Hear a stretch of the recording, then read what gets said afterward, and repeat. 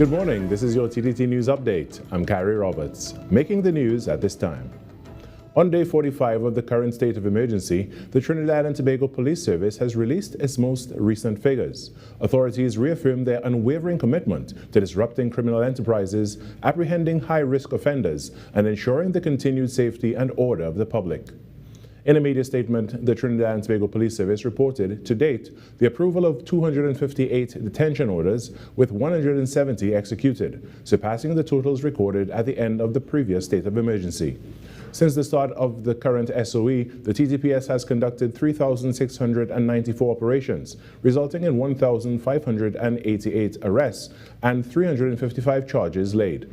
As a result of these efforts, 90 firearms were recovered, 2,196 rounds of ammunition, 3,146 kilograms of cocaine, and 337 kilograms of marijuana seized. According to the statement, the results were as a result of intelligence-led policing, coordinated national operations, and sustained pressure on priority offenders and organized criminal networks, noting that operations will continue with intensity, discipline, and zero tolerance as the SOE enters a critical phase. In other news, despite a downward trend in crime, the Trinidad and Tobago population remains obsessed with crime, according to Commissioner of Police Alistair Guevara. He made the comment while engaging members of the business community at the Conversations with the Commissioner of Police Forum on Thursday. Hosted by the Trinidad and Tobago Chamber of Industry and Commerce, Conversations with the Commissioner of Police focus on national security, public safety, and strengthening collaboration between law enforcement and the business community. Commissioner of Police Alistair Guevara highlighted the work of the Trinidad and Tobago Police Service, outlining gains made in crime reduction and current policing initiatives. He criticized the TTPS even when the country achieved the 42% reduction in homicides in 2025, which is the second largest annual percentage reduction in the world. Not in Trinidad, in the world. The only other country to reduce homicides by an annual percentage figure of 55%, we were 42, they went 55, was El Salvador. The Commissioner of Police called for a major shift in public focus. We need to get the fear of crime out of the mindset of the citizens of Trinidad and Tobago. I took pains to bring all the data to show you that crime is trending downwards. That the widespread use of cell phones and other recording devices has contributed to this persistent mindset, noting that constant exposure to images and videos of criminal activity reinforces public concern. He also revealed that several international jurisdictions have expressed interest in replicating Trinidad and Tobago's policing model, citing its effectiveness in reducing crime. In sport now, senior women's head coach Damian Briggs says he's expecting a tough test, but remains confident his side can deliver when it matters most. TNT face El Salvador in a must-win home clash at the Hazley Crawford Stadium this evening, with kickoff set for 6 p.m. TNT currently sits second in Group F, meaning nothing less than a victory will do if they are to advance to the CONCACAF Women's Championships and keep their hopes of reaching the 2027 FIFA World Cup alive. And we know that there's going to be tough periods in the game tomorrow that we're going to have to, suffer like we talk about it. There's going to be periods where we're going to have to suffer without the ball, but it doesn't mean that that's a bad thing. It just means that our work rate and work level has to go up. We have to keep working together, and hopefully when we regain possession, then we have the calmness and the ability then to play attractive football, move the ball around, and try to create chances for ourselves. And that's what's making the news at this time. But joining us right now is the host of Trinidad and Tobago Today, Virmala Balkaran. Good morning, Virmala, and happy Friday. Good morning, Carrie. Happy Friday. We finally made it. Finally. It felt like 4 weeks, 4 weeks of April something. I don't know. Right? We lost track. It was a really long week, but we are finally here. I'm so excited for the weekend. Right? Yeah, so am I. I mean, I have work to do, but... Same. I will be here a lot this weekend as well. So will I. All right, we'll meet up. I'll see you then. Well, Carrie, today is Teen Literature Day. Do you remember reading back then and, it changing your life, some of the books that you probably read? And did you actually like English B? Oh yes, I loved English B. I love literature. I love reading. I read like before secondary school, or before I was a teen. I was reading. I was a voracious reader, and I still read a lot today. I mean, reading is a part of the job now, right? Yeah, and it really helps you. It really opens doors to new worlds, and it sparks the imagination of young people. It expands your vocabulary. It I don't know. It helps you in every area of life when you read a lot. Yeah, and also books like Harry Potter. Remember Twilight? I loved it. I'm going to go back a little more old school and To Kill a Mockingbird and Shane. The Pearl. And Green the Days Pearl, by the wow, River. Yes. Such a good one. Yeah, Green Days by the River was one of my favorites. There's actually a play on it, or I think a movie on it. There's a movie, that's right. Have you seen it? Yes, I did. We showed it here on TTT, of course, because we live for local. I'm yet to see it. Also, there's Hunger Games. So a lot of young people take to these books, and it's such a good idea. So if you have a teenager, today is Teen Literature Day, and the best thing you can do today to celebrate is to maybe get them involved, buy them a new book. That's right, and get them encouraged. I mean, like the Game of Thrones series, like took over like 15 years ago. Yeah, and I always heard, growing up in school, reading changes your life, and I would say it really did. Look where we ended up. Yeah, you see? Yeah. All right, Prime Carrie, well, we'll talk soon. The show is packed today.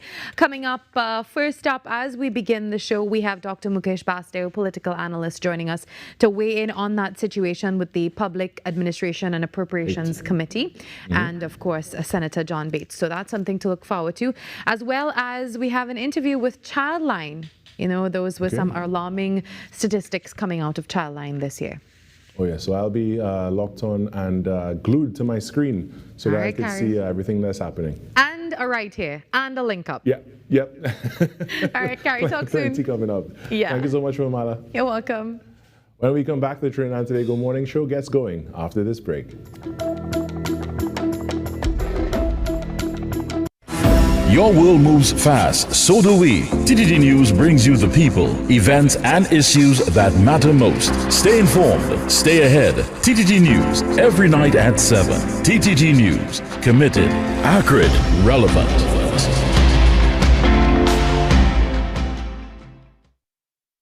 The Mother Church of the Anglican Diocese suffered significant damage during the earthquake of 2018. Efforts are underway to raise funds to restore this national heritage site. You are invited to make your donations with monthly deposits at any branch of the First Citizens Bank, account number 2696950, Marval Road Branch, in the name of the Incorporated Trustees of the Anglican Holy Trinity Cathedral Restoration.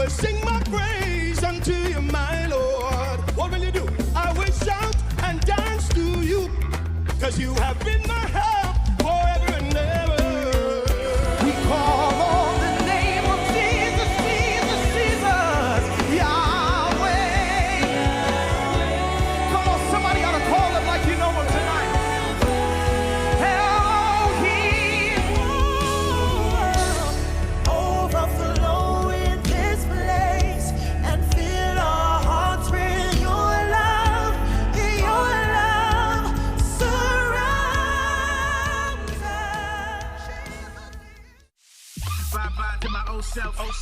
Wake up to the new me. Coming soon. A new sound. A new class. Can we get much higher? Next 99.1 FM. The next level of radio.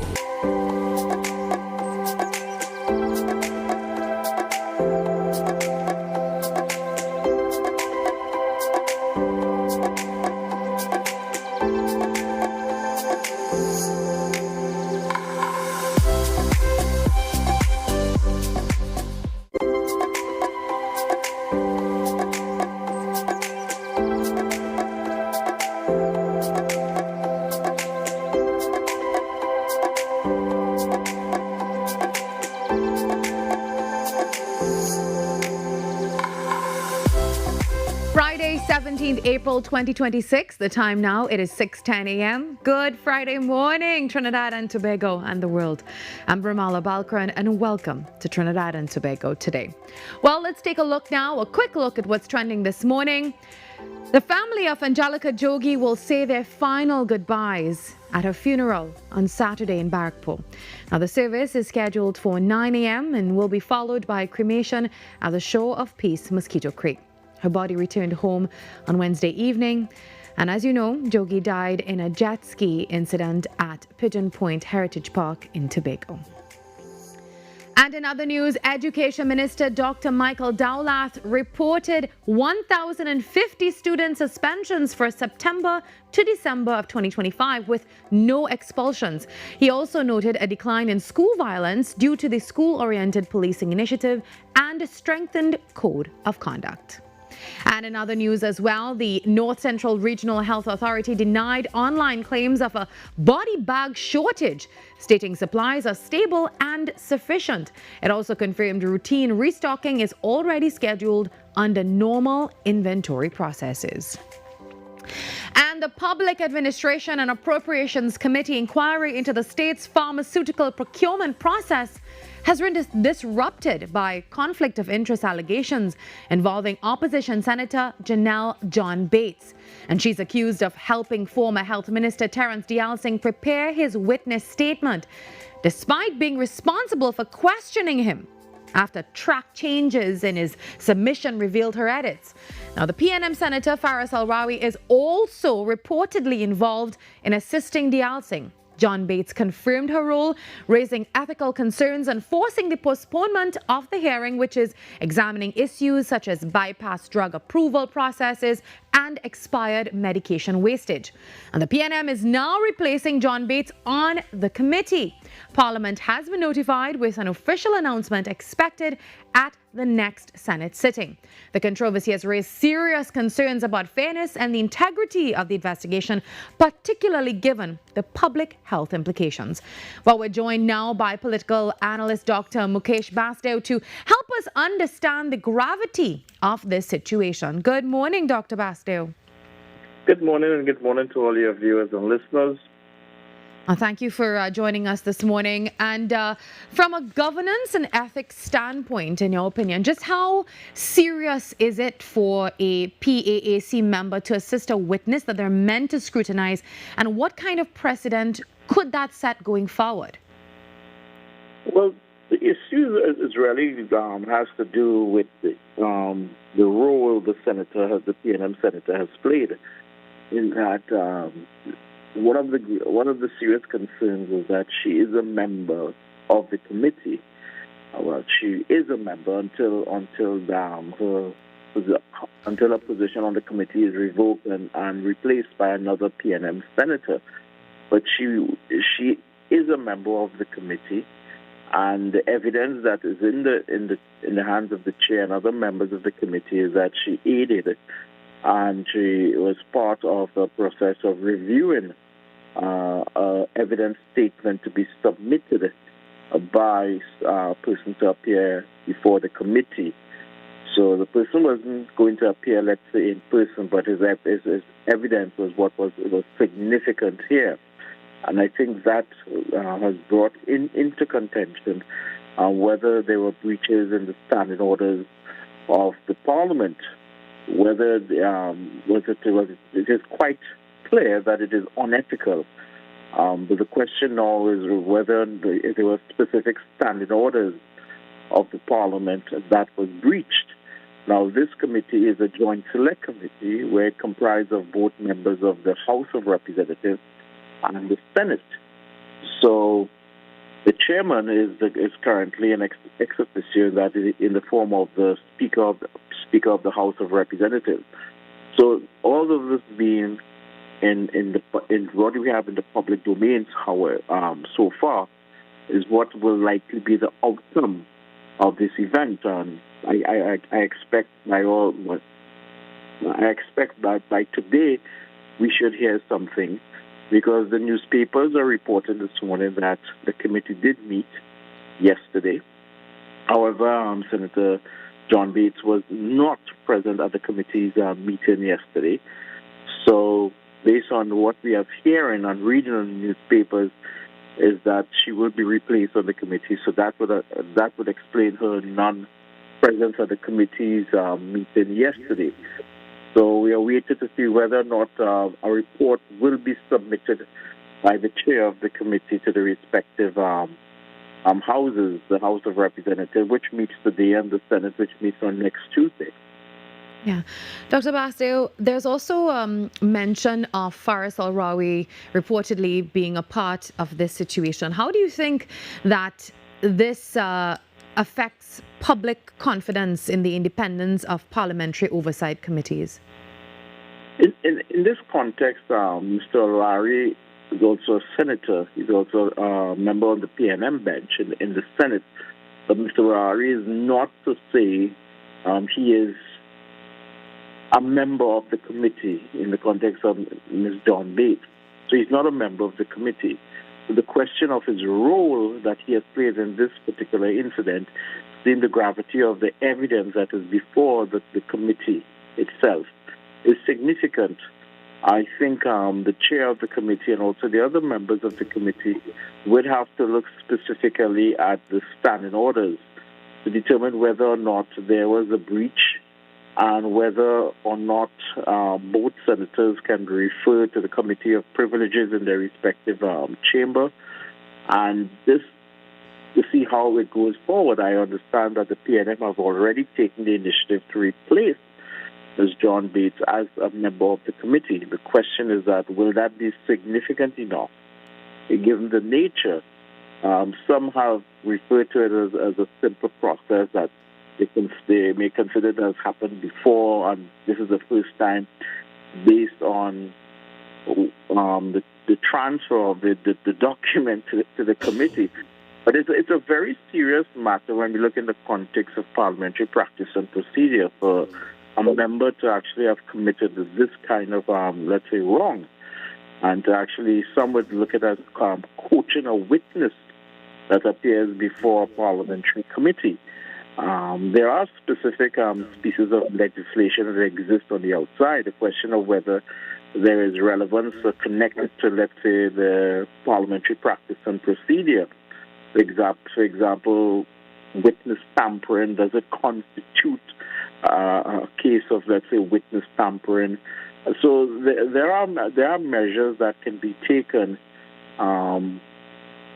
But we are, from my standpoint, I will await to see what the chairman of the committee, in his report, what will he recommend. He will have to give the facts surrounding the incident, and then it is left up now to the House of Representatives to recommend a path forward. And my final question for you, Dr. Basteo, is how much damage does this controversy do to the credibility and the outcome of this investigation? Well, it has done significant damage to the political reputation of the PNM as a party. One cannot just overlook the fact that there have been a number of statements coming from the party, but there's one person that is quite silent on the matter, and that's the political leader. Now, the political leader of the party is the leader of the opposition. By the Constitution, has the power to recommend to Excellency to appoint 6 senators to serve on the opposition bench in the Senate. So the Constitution does give the opposition leaders significant powers on what we call the selection process.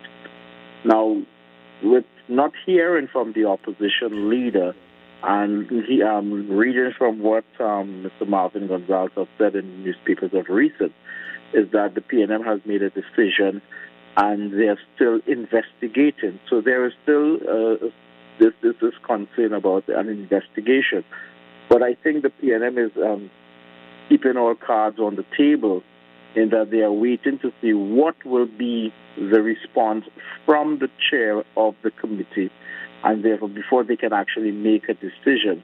So although the first line of action that they have taken is to revoke her appointment on the committee while retaining the position as a senator, that's the first. So I think it's a wait and see as to what will happen today or when the report is submitted to the respective chamber. All right, thank you very much, Dr. Bastio, for joining us and weighing in on this situation. We really appreciate your contribution this morning. Thank you. All right, have a good day. Well, we also reached out to the head of the Pharmacy Board of Trinidad and Tobago, Sanjay Mohammed, for comment. And he says the board has not issued an official statement at this time and is still reviewing the situation. So he didn't want to go too far into this just yet. However, he noted that situations like this really highlight how easily lines can become blurred when people are trying to help others, and stress that this is definitely something everyone must remain mindful of, especially in healthcare, he says, where strong ethical standards are critical. And he also told us that if the board takes a formal position, it will be shared publicly. And of course, we will bring you all that information as it comes to hand. All the time now, 6:21. We get ready to take a short break. And when we come back, we speak with Childline. More than 11,000 children in Trinidad and Tobago reached out to Childline. And of course, if you want to contribute to the show, all you have to do is email us at tttoday@ttt.co.tt. And you can see all the stories here and more at TTT Live Online. Every client deserves expertise, integrity, and guidance they can trust. At Camino Realty International, we deliver integrated real estate solutions, sales, rentals, property management, and project development.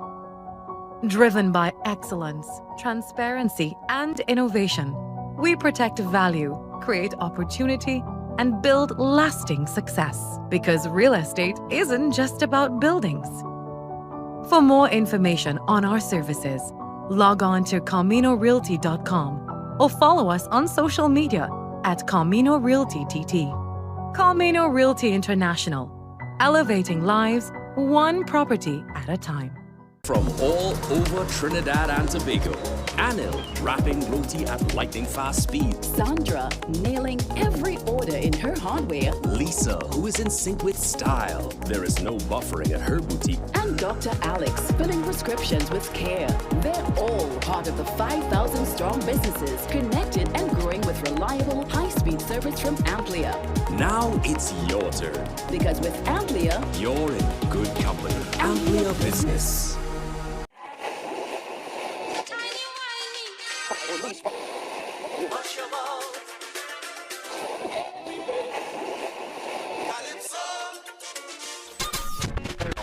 Since 1962, one sound has been living in the heart of Trinidad and Tobago, the longest running radio station in the nation.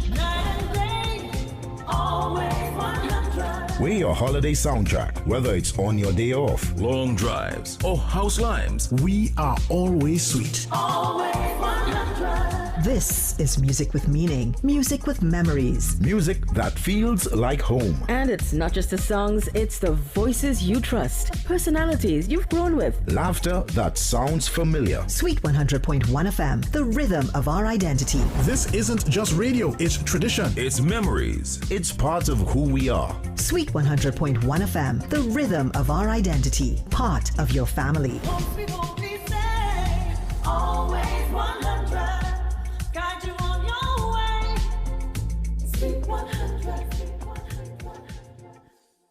Hi everyone, I'm Marissa Benin. Coming up, Jamaica, here we come. These women of vision are on a mission. Ride the waves and savor the flavor, otherwise known as spending quality time in Antigua and Barbuda. fun times, plus the food that sets St. Kitts and Nevis apart, all available under one roof. Cue the entertainment and the food. It's Chinese Spring Festival time.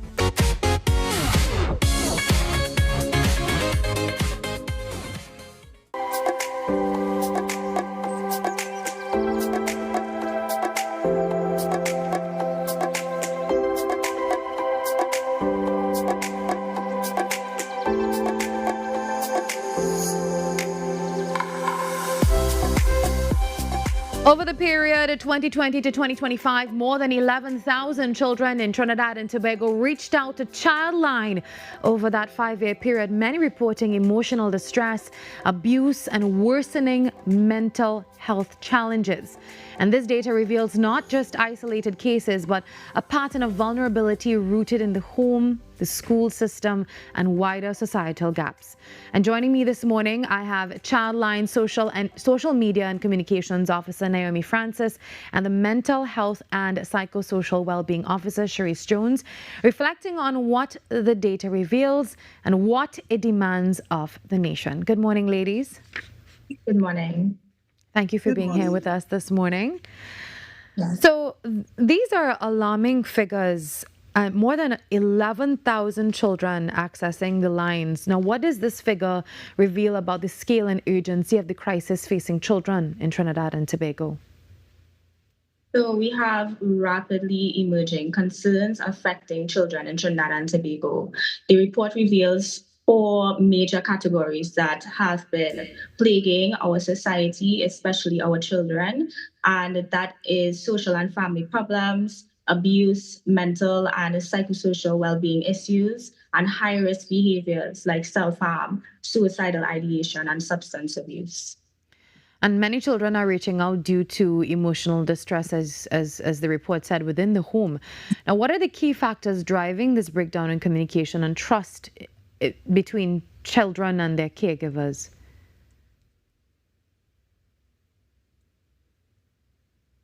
Yes, Sharice, would you like to answer that?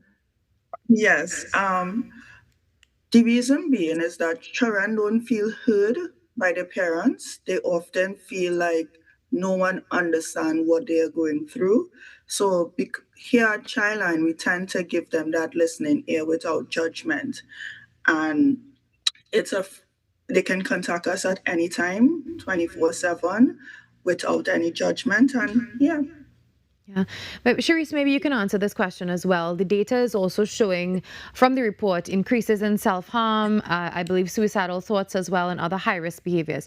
How early are these patterns emerging and what warning signs are being missed? Some of the early stages are at 4 years old.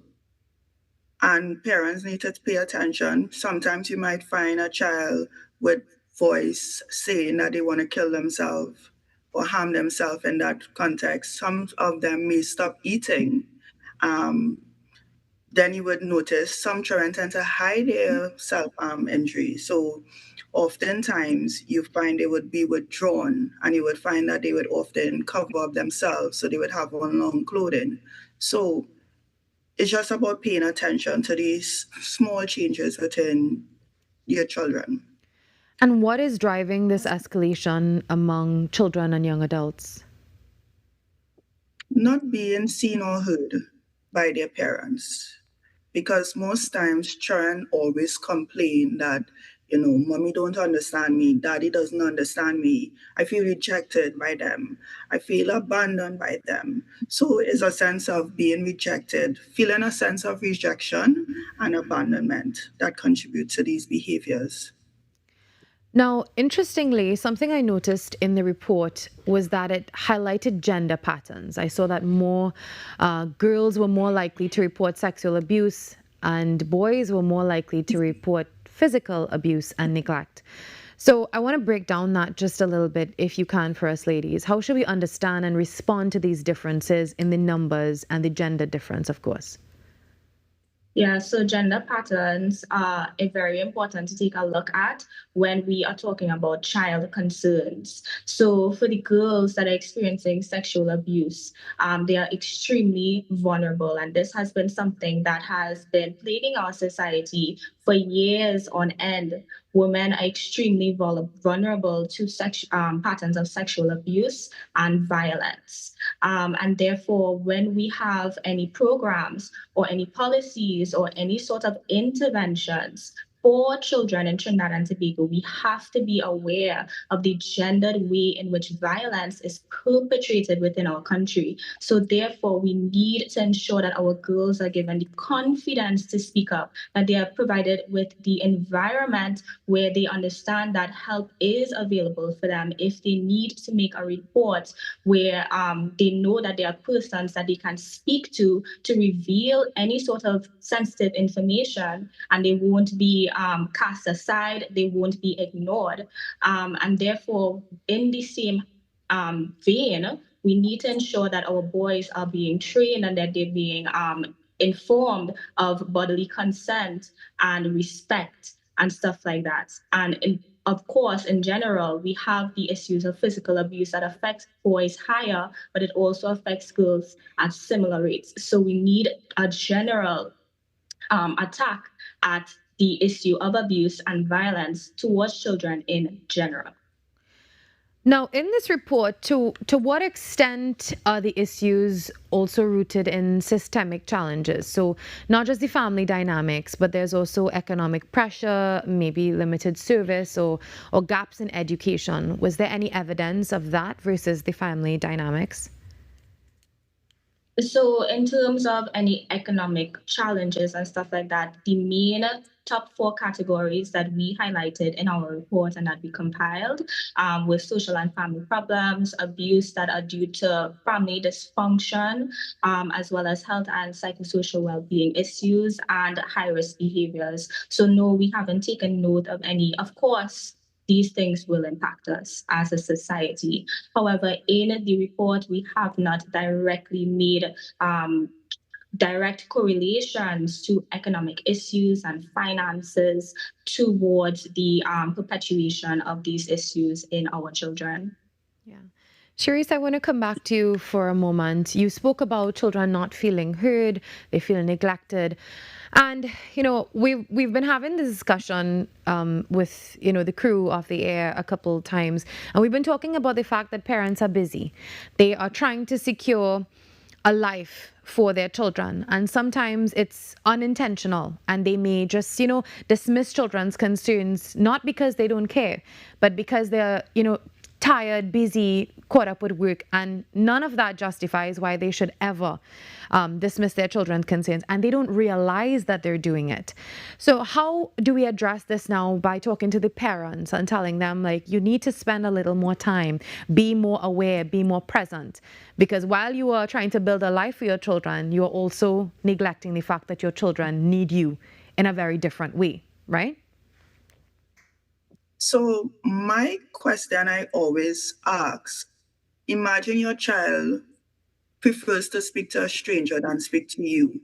And to me, that speaks volumes, because the child doesn't know who they are talking to. So they rather speak to a stranger than speak to someone who they know their entire life. So parents have to take that into consideration, that their child rather reach out for help to a stranger as compared to them. So parents need to listen without judgment, because you find that children say often that their parents don't listen with them and they're always quick to criticize. So listen without judgment, create a space for open conversation, pay attention to your child's mood or your school performance, because you might have a child who's performing A's, B's, bringing home A's and B's, but then the next term you see them perform it, bringing home a C. So all those are signs that your child is reaching out for some sort of for help in terms of their mental health is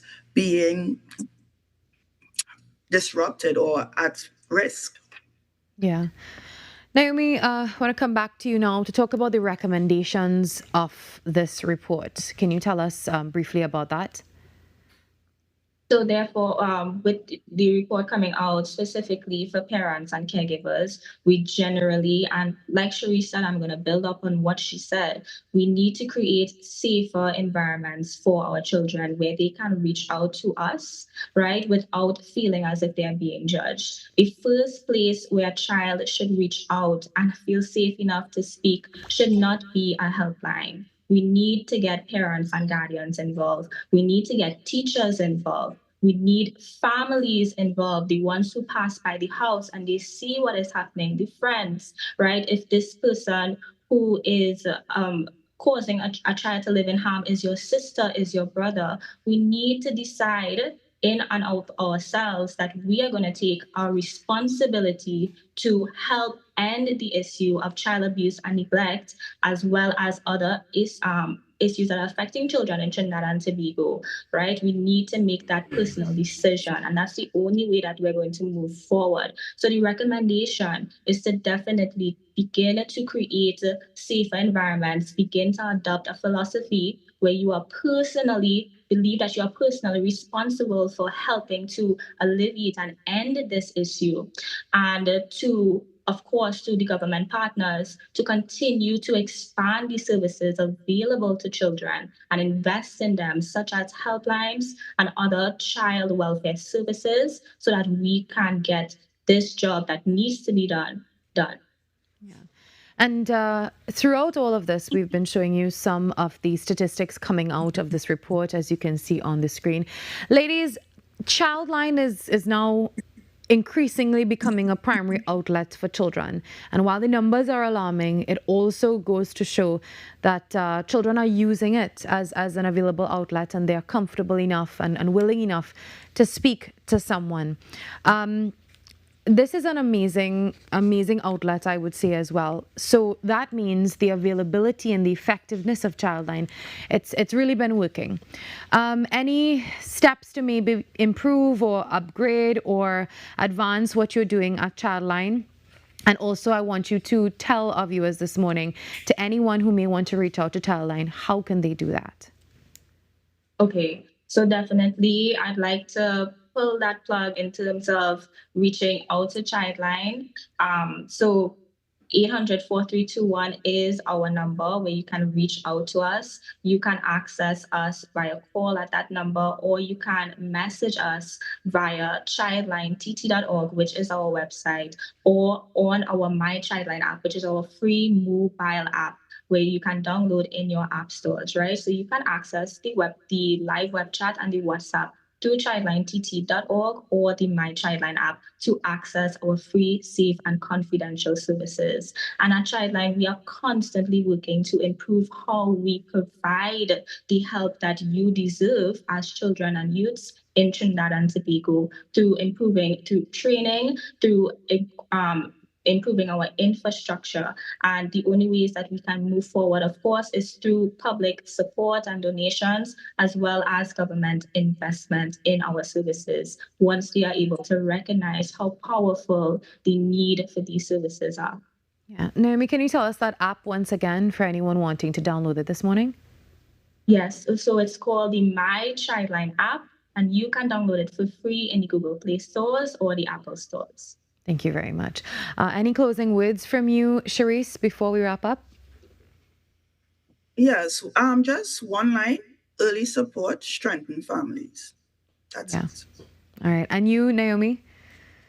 Yes, well, the closing remark is that there can be a million organizations like Childline. There can be a million governmental organizations focused on child welfare and protection in Trinidad and Tobago. And none of that would matter unless you, the public, decide to invest in this mission of ensuring that each and every child in Trinidad and Tobago is able to say that I grew up in a safe, happy, and peaceful environment. Thank you very much, Naomi and Charisse, for joining us this morning from Childline. Have a great day, ladies. And keep up your amazing work. All right.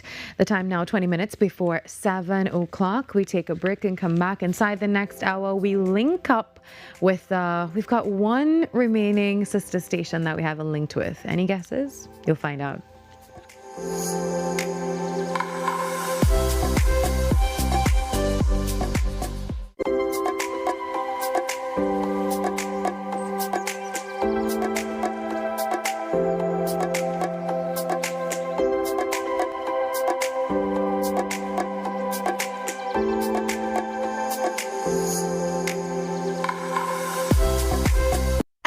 client deserves expertise, integrity, and guidance they can trust.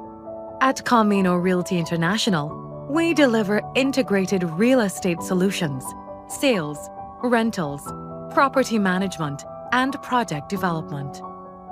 Driven by excellence, transparency, and innovation, we protect value, create opportunity, and build lasting success. Because real estate isn't just about buildings.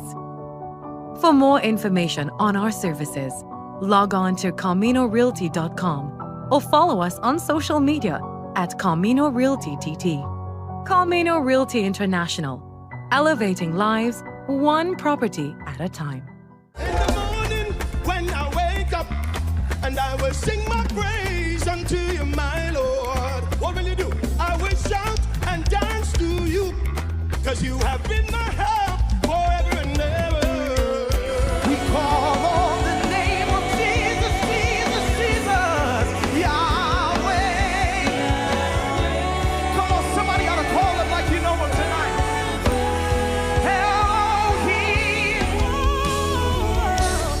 Overflow in this place and fill our hearts with your love. Your love surrounds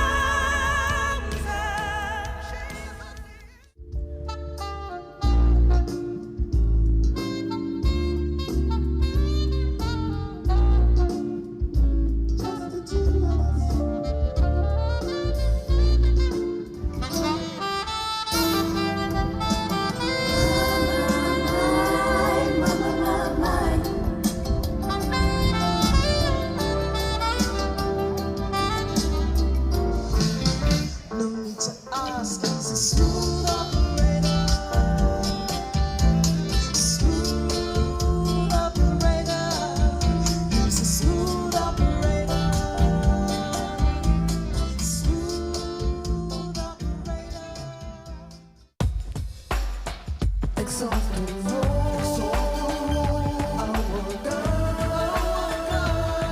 and worship His holy name. For His mercy, kindness. Lift your voice, every nation, all creation, great and small. Exalt the Lord.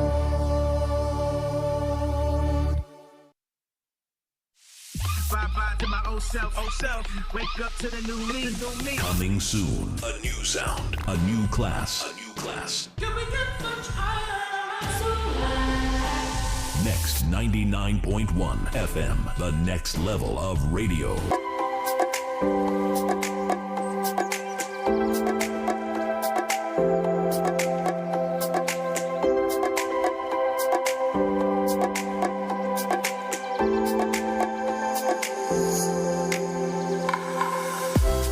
Tucked away in the south of Trinidad is a natural beauty waiting to be unearthed. The Michel mud volcano, sequestered deep within a teak forest in Pinal, this geological wonder carries a rich history and offers a unique experience. If you're looking for an adventure, Carrie Roberts got you covered in this installment of Right Here.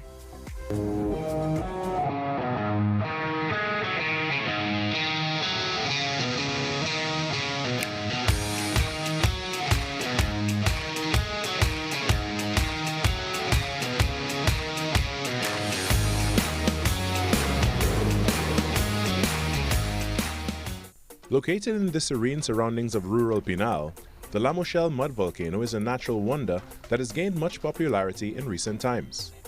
However, reaching this geological marvel requires a bit of determination.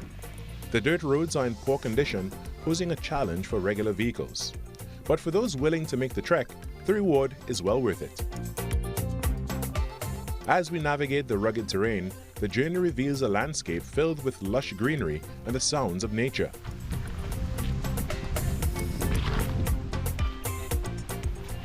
The Michel mud volcano has been a part of the local environment for centuries, formed by the movement of gas and fluids beneath the Earth's surface. Its eruptions have long fascinated both the layman and geologist alike. Historically, mud volcanoes like Michel have played an essential role in the geology of Trinidad, often associated with oil and gas reserves. These natural features not only contribute to the local landscape, but also provide insight into the island's geological past. Upon arrival, the site of the mud volcano captivates immediately. The primordial pool extrudes a mixture of clay, silt, and mineral-rich water, believed by many to possess therapeutic properties. Following the ceaseless mud flow reveals but a fraction of its path, as it diverts and winds its way through the thickening forest until it is out of sight. Meanwhile, another less active vent stands just on the fringe of the clearing.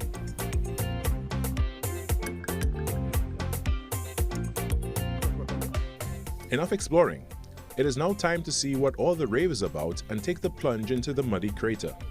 Be mindful, though, not to jump in blind, as certain areas of the pool are quite deep. It is best to be cautious and, where possible, test the depth before going in. There's also tell that closest to the vent is virtually bottomless and should be avoided at all costs. Whether true or not, why chance it, right? After the therapeutic mud bath, it's time to head to the La Michel beach, about 4 kilometers in the opposite direction. This secluded path leads us through an area dominated by teak trees, then proceeds to dense forest, where the tranquility of nature envelops us, setting the stage for a refreshing conclusion to our expedition. At the beach, the warm sun and gentle waves welcome us. It's the perfect contrast to the mud experience and just the place for a much-needed rinse. Here, visitors can relax on the sandy shores, take a dip in the warm but turbid waters, or simply soak in the breathtaking views of the coastline, without any crowds or vendors in sight, allowing for a true escape into nature.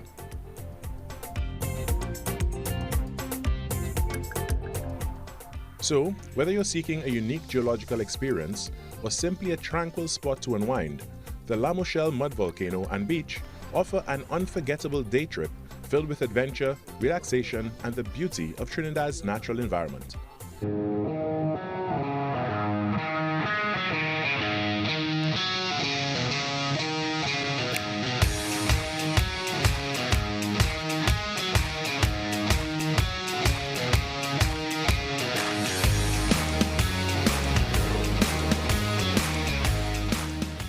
This segment was brought to you by Caribbean Glass Specialists Limited, with over 65 years in business, delivering superior quality aluminium windows, doors and shower enclosures, along with complete glass and aluminium solutions for residential and commercial spaces, with supply and installation across Trinidad and Tobago and exports throughout the region.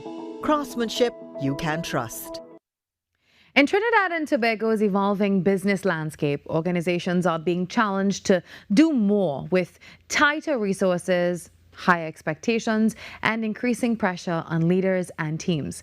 Well, this morning, we're asking an important question. What is that pressure really costing your business?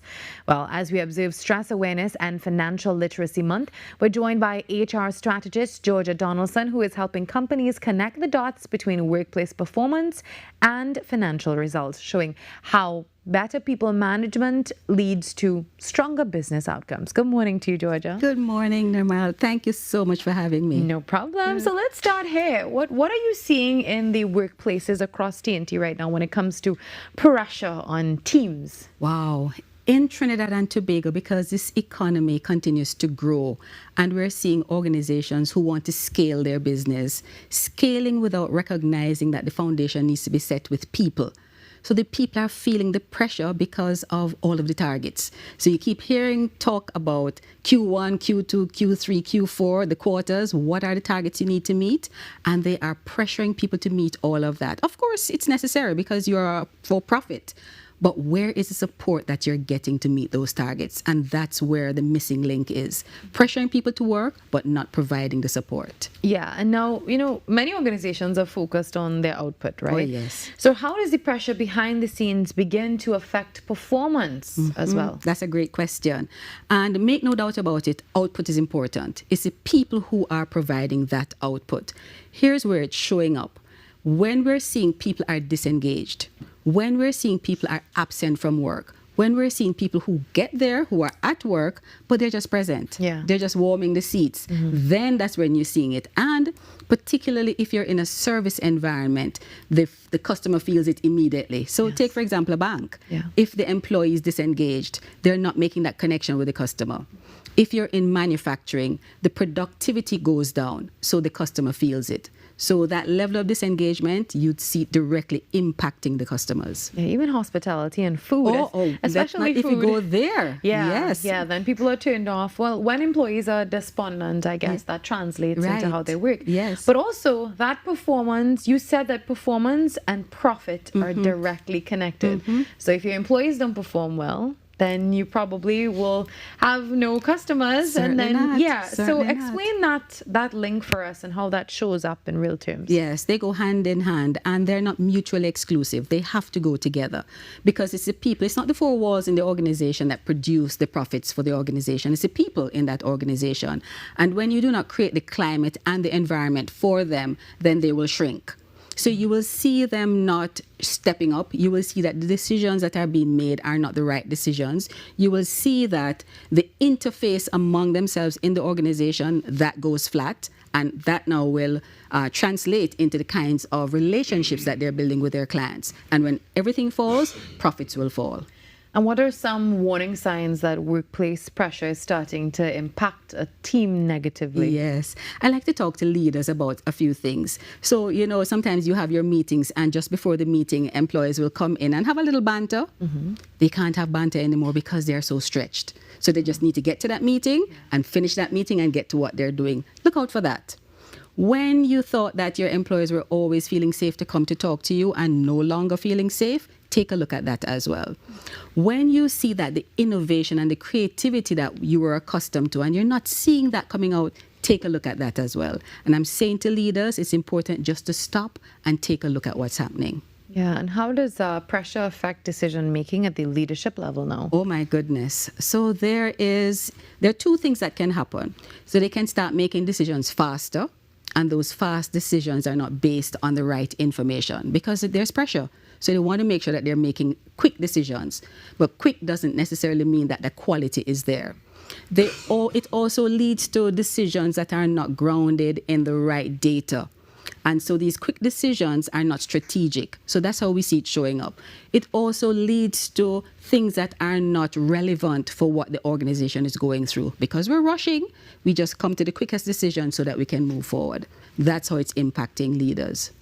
Now, from a financial standpoint, how does disengagement or lack of clarity impact the bottom line? Wow. So as we said before, you know, when people are disengaged, they're not producing at their best.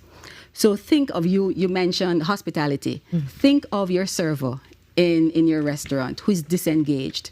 The minute they're serving you, you're going to feel it. Yes. Yeah, you go to restaurants all the time, I'm sure. Yeah. And you know the employee who is engaged versus the one who is disengaged. So when they're not engaged, errors happen more often. You will see that they're frustrated, and that frustration comes out.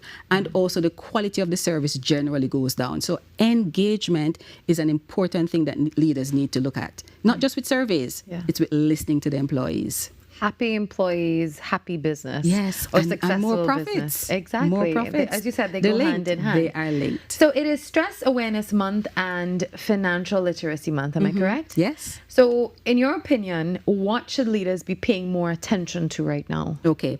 Leaders should be paying attention to what matters most. The people in the organization who make the organization go. They're the ones who make the organization thrive. And so one of the things I would suggest to leaders, just go back into your office today and just sit with a few people and say, what are some of the things that we're doing that we should stop doing? It's simple.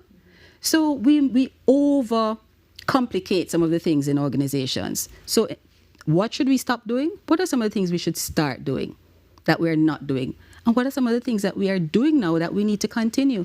Have small focus groups, get the comments from your employees, and use what they have said.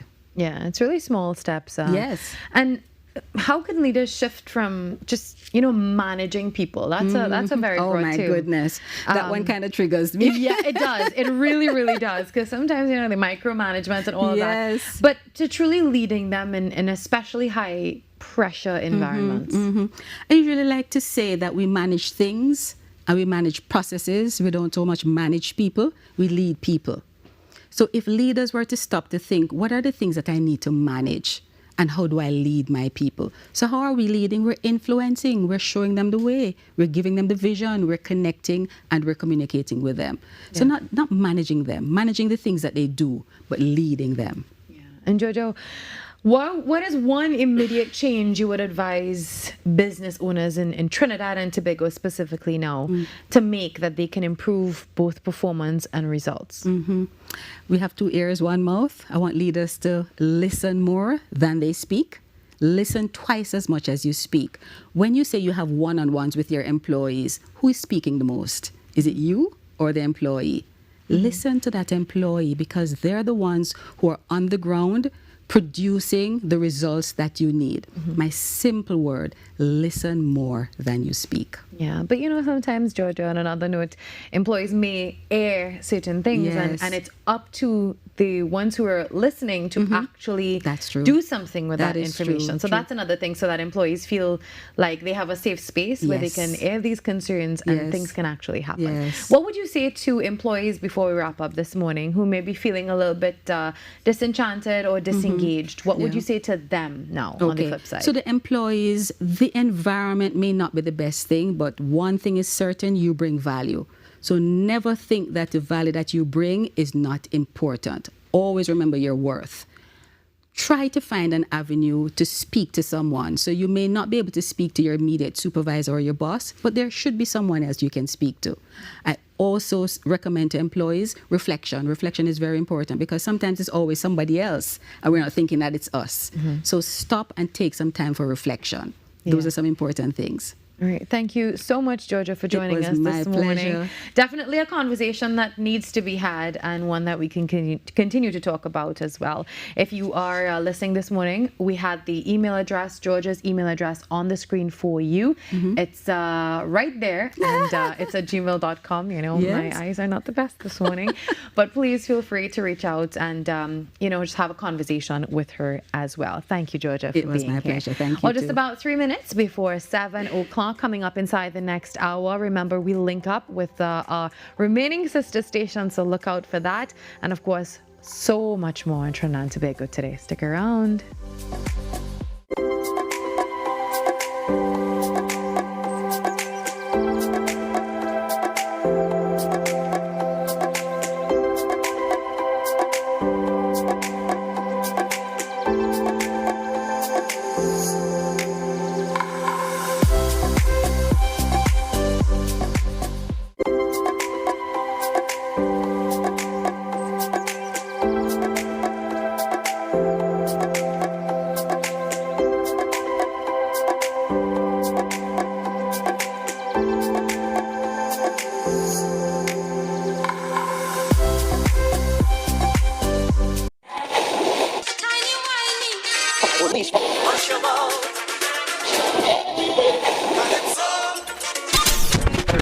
Since 1972, one sound has been living in the heart of Trinidad and Tobago, the longest running radio station in the nation.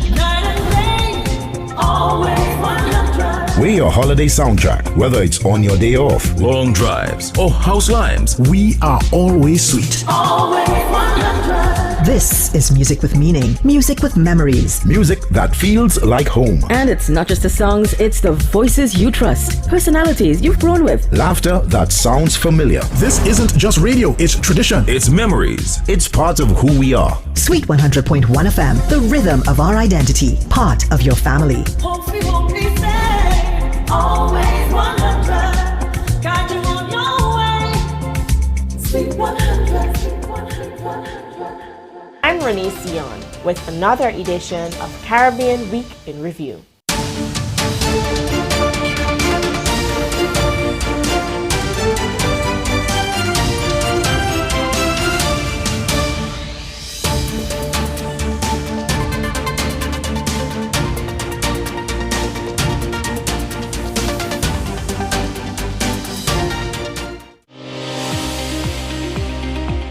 There are a number of risk factors for heart disease, so a lot of attention has to be put towards preventive cardiology. What can we do to reduce the burden due to all these risk factors? Hypertension, diabetes, cholesterol, you need to stop cigarette smoking, you gotta get people exercising.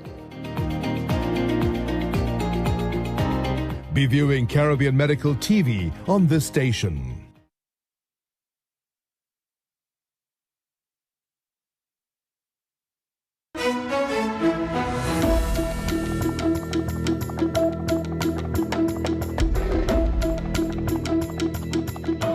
Good morning, this is your TDT News Update. I'm Carrie Roberts. Making the news at this time.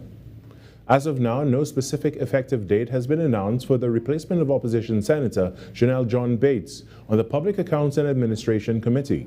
According to multiple media reports, Parliament has already been notified and the change is expected to be formally announced at the next sitting of the Senate, at which point the replacement would take effect. This comes after allegations that the senator assisted former Minister of Health Terence Yalsing review and edit his witness statement ahead of his appearance before the committee. The committee is examining the state's acquisition of pharmaceuticals as it relates to the current processes applicable to its importation and approval. On April 13th, the scheduled committee meeting was adjourned, with Chairman Jagdeo Singh making a brief statement, apologizing to the public and noting something regrettable has happened, indicating he could not go into detail. The next PAAC meeting will be held on April 27th. In other news, 1 week after 7-year-old Angelica Sadie Jogi lost her life in a jet ski accident at Pigeon Point Heritage Park in Tobago, her body was returned to Trinidad on Wednesday night. This as members of the community continue to express grief, shock, and renewed calls for stronger safety measures at popular recreational sites. Her parents, Arnold and Salisha Jogi, and sister Angelina Sophie, traveled on the same flight, arriving at Piarco International Airport. Relatives say the grieving family did not return to their Barrackpore home upon arrival, as they accompanied the hearse to a funeral home in Pinal, where the child's body is being kept. An autopsy concluded that the 7-year-old died from multiple traumatic injuries sustained in the jet ski collision last week. Angelica's funeral is scheduled for Saturday. Trinidad and Tobago is leading the way in addressing the impacts of underwater noise in marine ecosystems. That's according to President of the University of Trinidad and Tobago, Professor Rian Miraj. He spoke at the launch of the introduction of the Underwater Radiated Noise Toolkit, a workshop being held at the UTT Chaguaramas campus.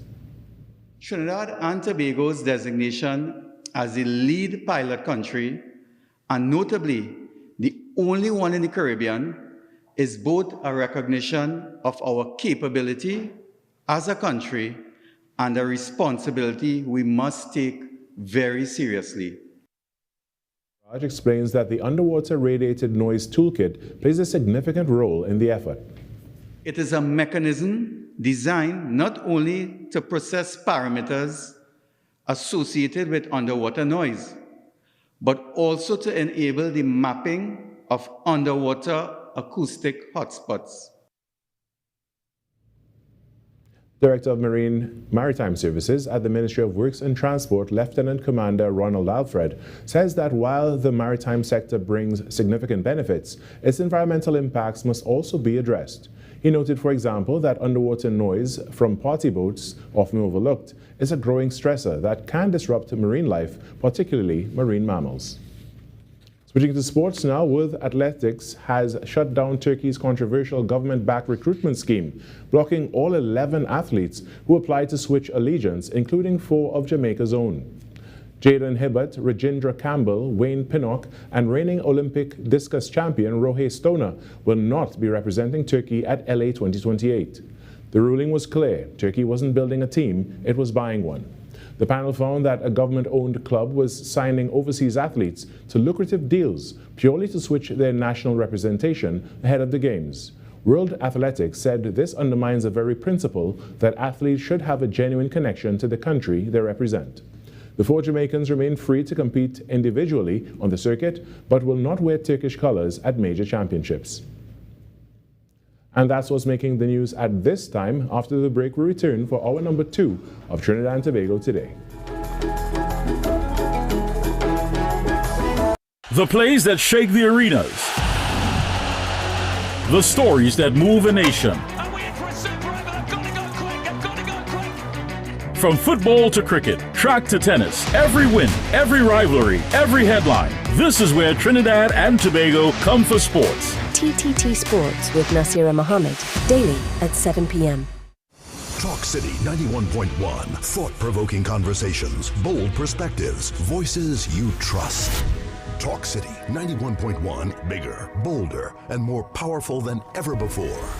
Yes, Talk City 91.1 FM. A brand new era of talk radio is here. With voices you know, trust, and respect. Get ready for an all-new lineup of the very best in talk. Andy Williams, Lennox Smith, Stephen Reese, Mr. X, Derek Charbodi, Roland Stewart, Sharon Farfan, Sudath Prasad, Heavy Duty, Alex Asing, Karen Francisco, Cherry-Leen Lewis, Short Pants, and more of the voices shaping the national conversation. From hard-hitting current affairs to real community issues, culture, politics, social development, and the stories that matter most to you. This is where Trinidad and Tobago comes to talk. So I'll go right here on Talk City 91.1, where we're going to give you something new, something hot every day, Monday to Friday. Listen on 91.1 FM and connect on Facebook, YouTube, and TikTok. Talk City 91.1. Your city, your voice. Hey, up for this exciting challenge and confident about your business? If you are, the 10-20 feature is just what you do. It's where you give your customers 10 reasons in 20 seconds why they should shop by you. This fun-filled feature will be captured, packaged, and aired on television and promoted on social media simultaneously. Small, medium, and large businesses call or WhatsApp 764-3378 or 313-4215. Let's feature your business. 1020 with Junior K. It's affordable, effective, and fun. Ever wondered what happens before the lights come on? Before the crowd pours in? Before the magic hits the stage? This is your all-access pass. Sneak Peek with Junior K takes you behind the scenes of the biggest cultural moments and the hottest events across TNT. From the sound checks to the stage setups, from final rehearsals to exclusive interviews. If it's about to be big, we're already there. Catch Sneak Peek airing daily on TTT and relive every moment on all our social media platforms. Sneak Peek with Junior K, where the story starts before the spotlight.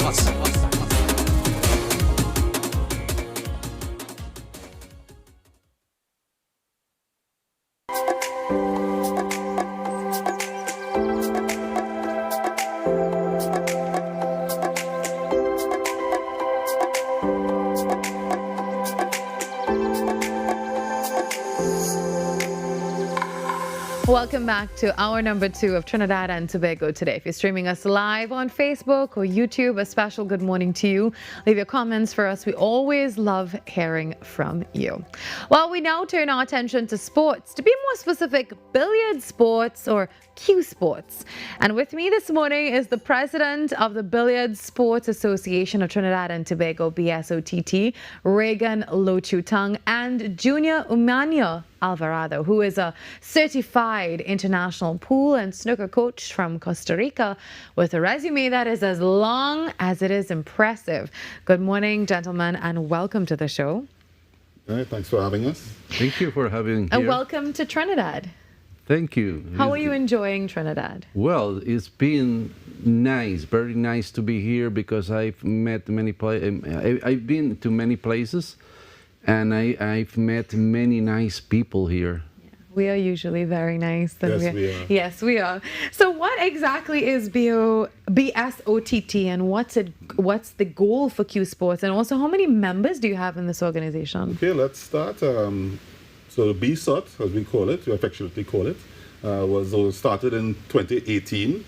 And our goal, our mandate is to foster growth in the sport of Q Sports, specifically pool, snooker, and English billiards. We currently have approximately 350 to 400 members, and we're hoping to grow that number. right? And but by growth, and we don't just mean numbers, we also mean growth in terms of the image of the sport in the public, and growth in terms of the quality of play, right? Because part of our goal, or my personal goal, is to get our players at that international level, to get international ranking and international recognition. You know, when I first heard that this was such a big deal from Adrian Tonmora, I was very intrigued, and I had no idea that this existed. So we definitely need a lot more awareness to the fact that this is an actual group, and you can compete, and it's a really big sport. So, Coach, what is your objective here in Trinidad? What are you hoping to achieve? Well, first of all, I am the director of snooker for Latin America. So I represent PAPSA, Pan American Billiards and Snooker Association, which rules snooker and English billiards in all America. And I also represent LPB, the Pan American Billiards League for pool. So we want, as a leader and as a coach, we want to improve billiards in the region. Regan, as president of Trinidad Federation, he's looking for this goal to improve their players, and he wants them into the rankings of the world. You know, in this moment, this interview will be seen by Jason Ferguson and Ajaya Prabhakar. Jason Ferguson is the president of the World Federation, where you can see Ronnie O'Sullivan, John Higgins, the best players of the world playing there. Billiards is called the most scientific sport in the world, and snooker, for example, is among the best well-paid sports in the world. Okay, the prices of snooker are better than soccer. Football. Really? Yes. For individuals at the individual level per prices. Per match. Wow, I had no idea. That's impressive. Yeah, that's really impressive. Yeah, nobody knows it if you're not part of it. But economically, it's good. But to be there, you need to be well prepared. It's not only about cueing, it's about nutrition, psychology, pedagogy, and many other things. They are learning right now with the course I am making with them.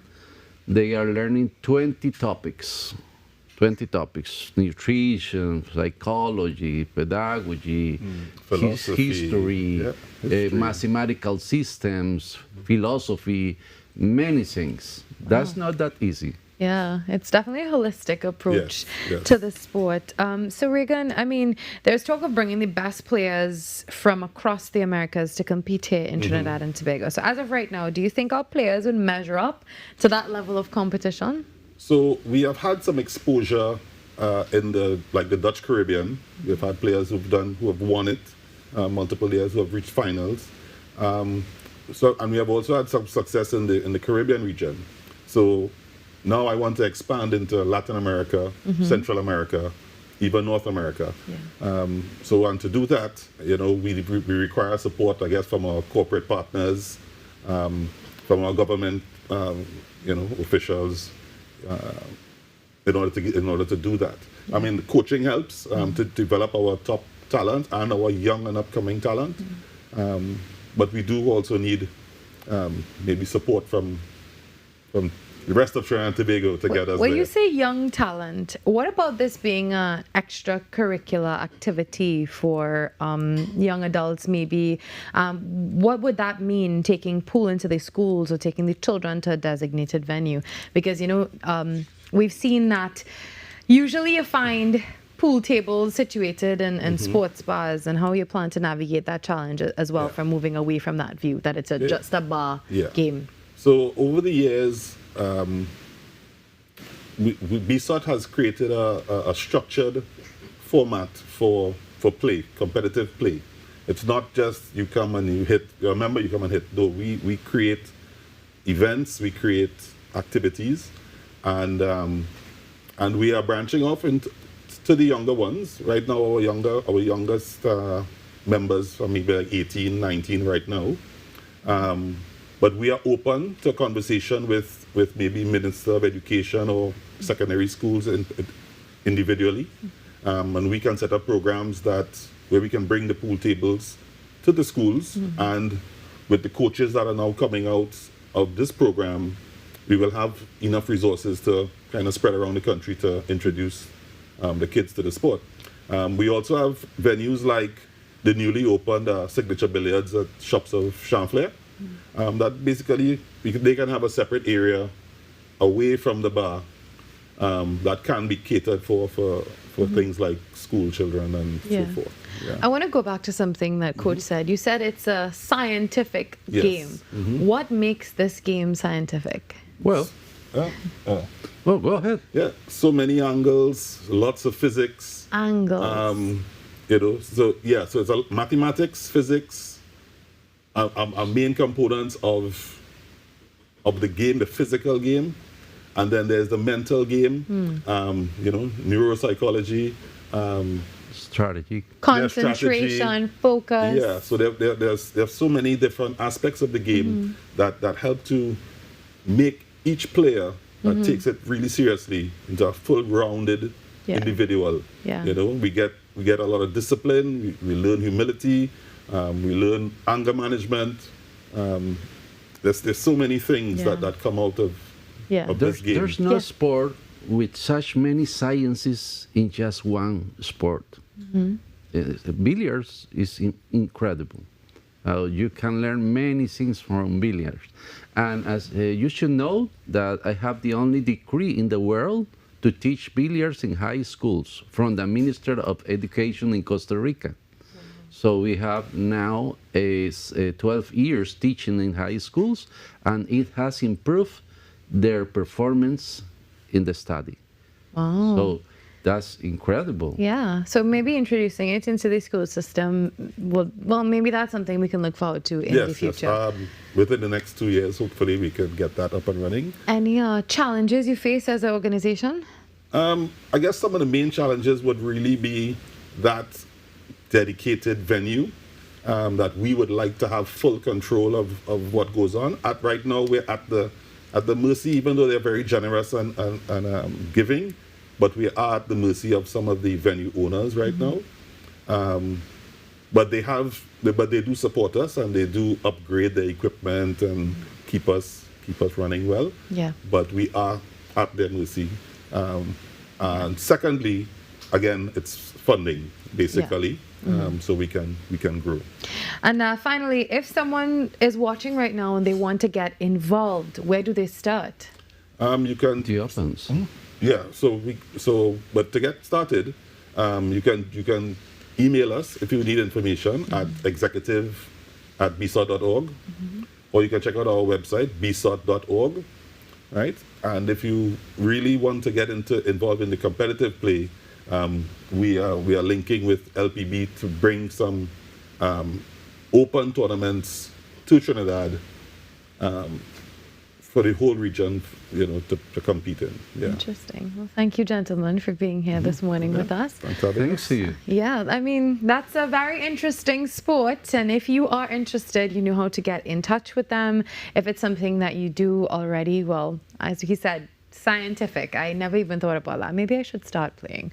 Well, follow us for all the stories that you see here and more at TTT Live Online. If you have a story, idea, press release, or you want to collaborate with us, we'd love to hear from you. Contact us today at tttoday@ttt.co.tt, and you can be a part of the conversation that's shaping our nation. Trinidad and Tobago Today. News you can trust and all the stories that matter. We take a break and come back.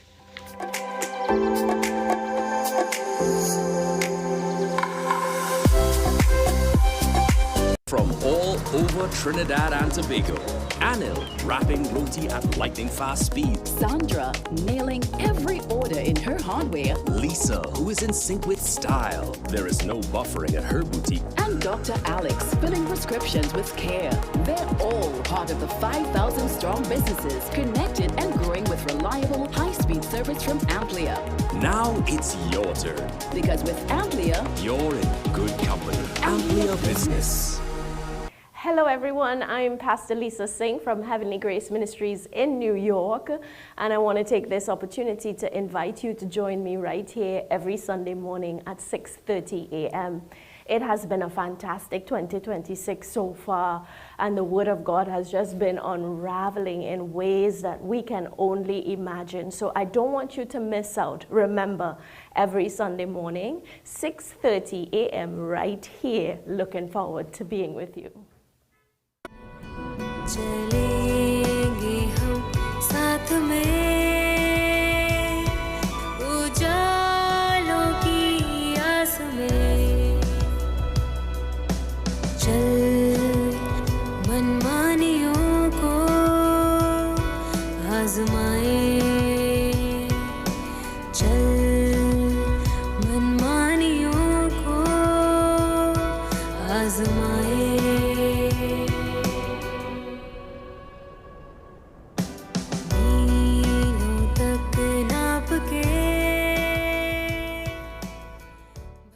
Up for this exciting challenge and confident about your business? If you are, the 10-20 feature is just for you. It's where you give your customers 10 reasons in 20 seconds why they should shop by you. This fun-filled feature will be captured, packaged, and aired on television and promoted on social media simultaneously. Small, medium, and large businesses call or WhatsApp 764-3378 or 313-4215. Let's feature your business. 1020 with Junior K. It's affordable, effective, and fun.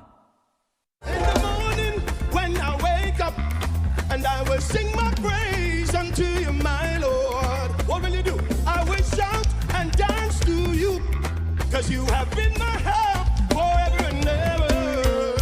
We call on the name of Jesus, Jesus, Jesus, Yahweh. Come on, somebody ought to call him like you know him tonight. Elohim,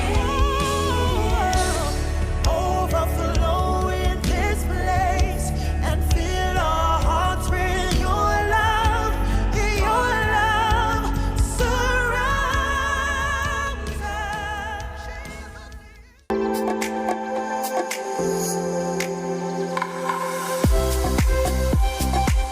Of a massive bushfire and carnage last evening. We shall have updates in a subsequent newscast. We'll keep you updated with that, and we're seeing some footage right now on the screen, and this is just coming to hand. So of course we are going to follow the situation closely, and we will have it a little later for you on our newscast. Well, in case you are wondering what kind of day will it be in terms of the weather, how do I dress, do I take an umbrella? Well, we can find out now. We have a weather update with our Zaina James. Zaina James here with your weather update. Good news on the dust front. Concentrations have eased back to moderate levels and should continue to improve into the weekend. In addition to the haze, expect mid to upper level clouds to give a cloudy appearance, but precipitation chances remain very low, with any showery activity staying brief. Out at sea, breezy to windy conditions will keep wave heights between 2 and 2.5 meters in open waters and near 1 meter in sheltered areas, which can have an occasional chop. With spring tide in effect, caution is advised, especially during high tide. The Trinidad and Tobago Police Service says it has already surpassed previous state of emergency figures as the country reaches day 45 of the 2026 measures. And the TTPS reports 258 detention orders have been approved, with 170 executed, exceeding totals from last state of emergency. And more than 3,600 operations have been carried out nationwide, leading to nearly 1,600 arrests and 355 people charged. Police have also seized 90 firearms, over 2,000 rounds of ammunition, and more than 3,100 kilograms of cocaine and 337 kilograms of marijuana. The TTPS says the ongoing operations remain critical to improving public safety and disrupting organized crime. And the Trinidad and Tobago Association in the Netherlands is building the Trini spirit in a country where it seems every connection begins in a second language. Here's more from Bridget Leslie reporting from the Netherlands. Trinbagonians are known for their hospitality, and in the Netherlands, the Trinidad and Tobago Association is bringing people together. Organizer Anjali Ramcharan explains its purpose. When we started this association, our main goal was bringing Trinidadians together in the Netherlands, so that you will have a link to home, that you will have a link to Trinidad people. You can speak your language, maybe talk about food, music, to ease a bit of homesickness. Homesickness is just one hurdle most expats face in moving to the Netherlands. Because a lot of people try to get through with the language and also the Dutch culture, because the culture in Trinidad is very open, people are very friendly. Dutch people are friendly, but they would kind of scope you out first and then make contact. One of the association members, Trinidadian-born Melissa Smith, recalls her expat journey. The thing about the Dutch people is that back in the day when you would start talking and they realize like you have an English accent, they see it as an opportunity to practice their English on you. So then I even caught myself speaking more English than trying to learn the Dutch. Memories of the island still linger on with Anjali and Melissa. Going on the beach, climbing fruit trees. Yes. That is what I miss. I always tell my kids, you know what I wish you all will never get to experience? Climbing fruit trees. Yeah. The outside. No, that is true. Yeah, and especially seeing all the fruits that you see here in the market, like the mangoes, and things that you don't get here, pomerac, sapodilla, those things, coconuts, that you just climb the tree and you pick what you want and you sit right there and eat it here. And as for their verdict on the Dutch national dish stampot. You like stampot? No. Yes. We like stamp. I like stamp. I like stampot in the winter. Yeah. No matter where they are, Trinidadians carry their sense of community and laughter with them. I'm Bridget Leslie for TTT News in the Netherlands. Well, U.S. police say that singer David, whose real name is David Anthony Burke, has been arrested on suspicion of murder in connection with the death of a 14-year-old girl. According to the Los Angeles Police Department, the teen's remains were discovered last September in a vehicle at a Hollywood tow yard. Authorities also say that the body was severely decomposed and a cause of death has not yet been determined. The 21-year-old is being held without bail and the case is expected to be presented to the district attorney's office on Monday. Investigations are ongoing. While continuing now in more international news, a U.S. judge has halted construction of the above-ground portion of President Donald Trump's White House ballroom project, but has allowed plans for an underground bunker to proceed. Judge Richard Leon wrote in his ruling on Thursday that Congress must approve the project, adding that Trump appeared to be trying a sidestep to a previous court order by reclassifying the ballroom plans as vital for national security. National security is not a blank check to proceed with otherwise unlawful activity, according to the judge. And the Justice Department has filed a notice of an appeal. Trump wrote on social media that the ballroom was needed now and that no judge can be allowed to stop it. Well, we've also been following the story in Guyana with the fuel shortages, and I think today they were expected to have some fuel in the stations, and the no fuel signs were coming down. So that's an update we'll probably bring you a little later on. Also, if you're wondering about an update on the Caroni cats situation, lots of rescuers have been coming together, meeting to see what's the best way forward and to continue to be humane in all of this. That is also another story that we continue to follow. Remember, if you want to be a part of the show, all you have to do is email us at ttt@ttt.co.tt. And if you want to see all of the stories that we've covered here, head across to TTT Live online. Our social media channels are always there with all the content that we have as well. Also, you can follow our sister stations there. And speaking of our sister stations, coming up in just a few minutes, we link with Next 99.1 FM. Stick around for that.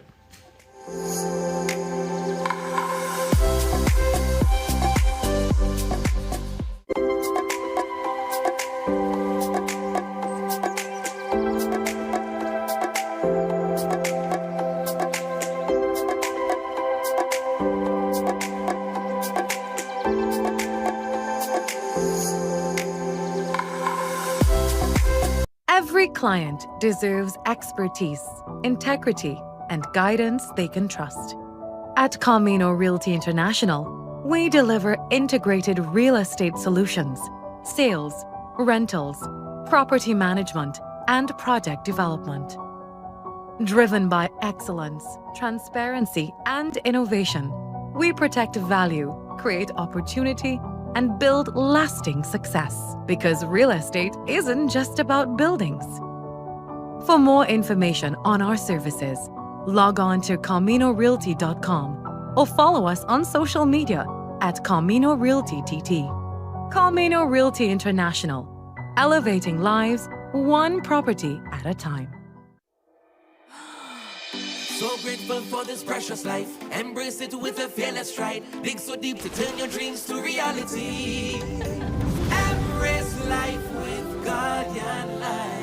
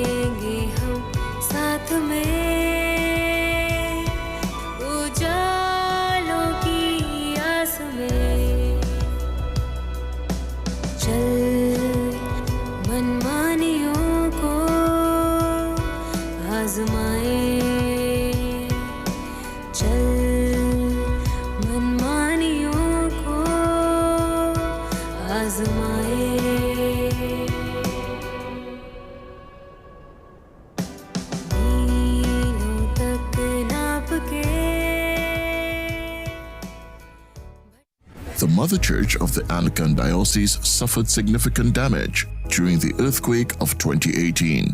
Efforts are underway to raise funds to restore this national heritage site. You are invited to make your donations with monthly deposits at any branch of the First Citizens Bank, account number 2696950, Marval Road Branch, in the name of the Incorporated Trustees of the Anglican Holy Trinity Cathedral Restoration.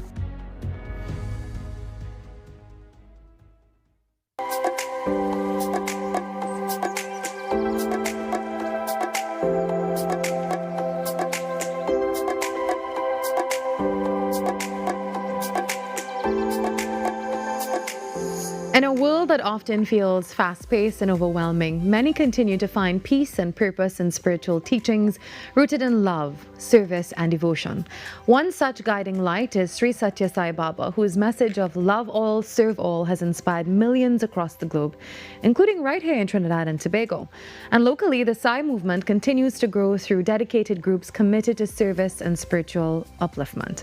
Among them is the Thank You Swami team, a passionate collective focused on spreading Sai Baba's teachings through devotion, unity, and of course, community outreach.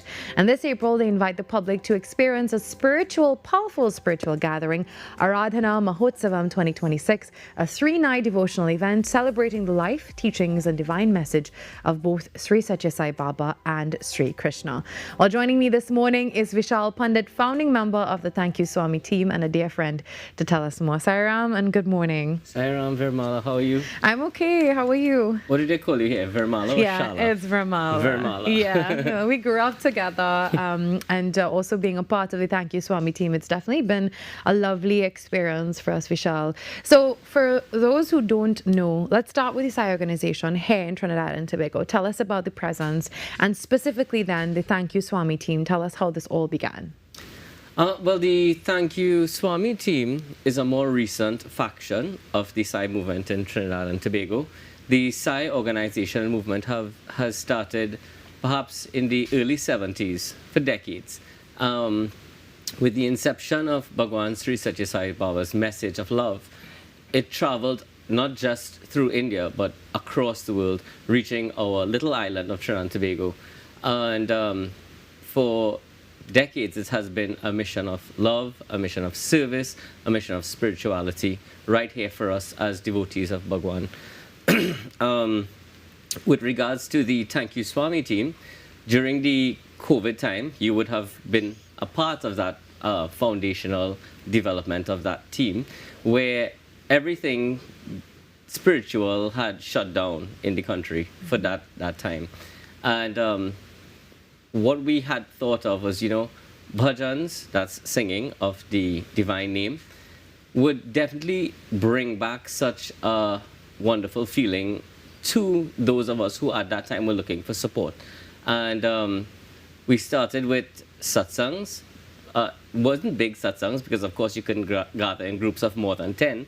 So we had online satsangs and we brought that through Facebook and YouTube to everyone at their homes. Just a small group of us, maybe about 4 to 6 people in one. And we had the space. Small room in Port of Spain as well. So it was definitely a journey. And the Thank You Swami group is also based on seva or service. Yes. So explain that for people who don't know exactly what seva means. So seva basically is helping others. But the difference between seva and helping others is that removal of selfishness. So it is to help others with just the purpose of giving and forgetting about it. You're giving from the heart, you're helping others, you're serving others, and it's more so for your spiritual upliftment. Even though you are helping others and they benefit, we take the ego out of it by removing any form of appreciation and any thanks. It's all about giving, it's all about love, it's all about sharing. Yeah, on the screen you can actually see some content from the Shagwanas Sai Center, Vishal, and this was for a past event. So the event that's coming up is going to be held right there, and you can see quite the numbers and of course performances. But before we get to that, for those of us who are hearing about it for the first time, what exactly is Aradhana Mahotsavam? So Aradhana Mahotsavam, Aradhana means devotion, and Mahotsavam is a combination of 2 words, Maha meaning great, and Utsav meaning festival. So it's a great festival, a very divine festival, where in the Sai fold, we commemorate it as years anniversary since Bhagwan Sri Satya Sai Baba would have left his physical form. And for this period, we observe his mission, his message, and his teachings. We try to remember it. We try to always keep that as the focus and keep that as our divine, into it. Yeah. So before, again, we talk about the event, what are some of the core teachings of Bhagwan Sri Satya Sai Baba that people can take away or that you want to share with people this morning? Definitely that message of love all and serve all, help ever, hurt never. That organization, that mission of Swami was really to make sure that everyone, regardless of caste, creed, religion, or race, is able to embrace that oneness, that unity that is love, that unity that is service. And it does not matter regardless of which religion you belong to. Bhagwan Sri Satya Sai Baba said, If you're a Hindu, just be a Be a better better Hindu. Hindu. If you're a Christian, be a better Christian. And if you're a Muslim, be a better Muslim. You do what you can, and regardless of what organization you belong to, once you practice that mission of love, you are practicing Swami's teachings. Yeah. So now to this event, it's a 3-night devotional event. So tell us about that. So next week, Thursday, we start a 3-night Sai Krishna Yajna entitled My Krishna, Your Krishna, Our Sai Krishna. And over those 3 nights, we'd be met with 3 amazing pundits. That's Pandit Abedinand Prasad Sharma, Pandit Krishna Ramdeen of the Isha organization, and Pandit Jivan Maharaj. Yeah. They would be bringing together that message of Bhagwan Sri Krishna and collaborating it with that message of Bhagwan Sri Satya Sai Baba. We also have joining them 2 special pundits, Pandit Randir Maharaj, who is one of the founding members of the Shagona Sai Center and the Sai Mission in Trinidad and Tobago. He'll be conducting Havan to start each night at 6:30, and Pandit Varun Hari Prasad of the Pajay Sai Center, who will be doing Abhishekam to Swami's Padukas every night. Okay. And when and where is this? Well, not when, but where is this event being held? So this will be taking place at the Shagona Sai Center. We also have joining us internationally 2 fantastic singers and musicians.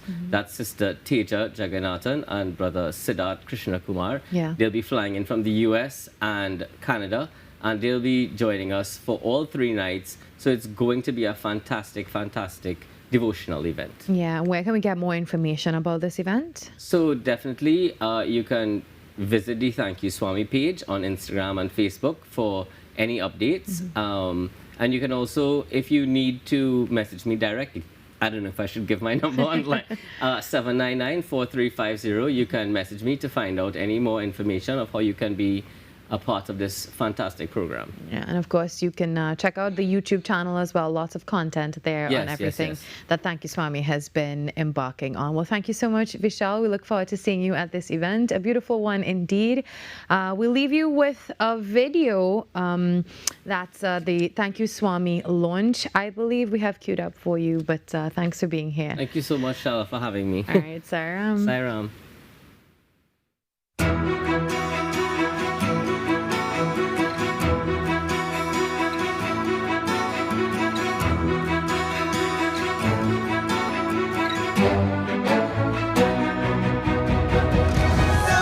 ईश्वराय विद्महे सत्यदेवाय धीमहि तन्नः सर्वं प्रचोदयात्. He has come to light the lamp of love in our hearts, to see that it shines day by day with added luster. He has not come on behalf of any exclusive religion. He has not come on any mission of publicity for any sect or creed or cause, nor has he come to collect followers for any doctrine. He has no plan to attract disciples or devotees into his fold or any fold. He has come to tell us of this unitary faith, this spiritual principle, this path of love, this virtue of love, this duty of love, this obligation to love. Thank you, Swami, a medium by which offerings of love can be shared with others, so they too can be inspired by his mission, his message on service, on compassion, on love.